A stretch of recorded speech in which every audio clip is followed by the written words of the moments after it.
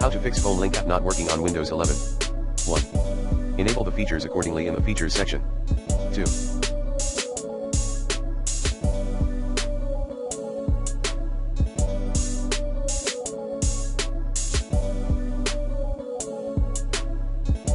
Allow the app to run in the background. Like this. 3.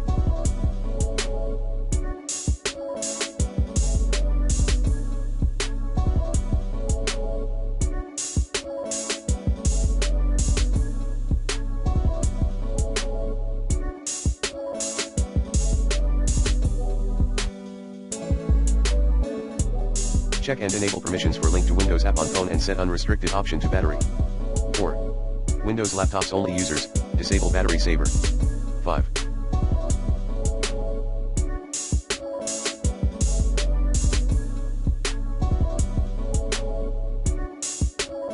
Unlink and relink your phone later.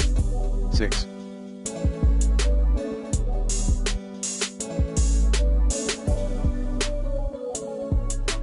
Run Windows Store app troubleshooter. 7.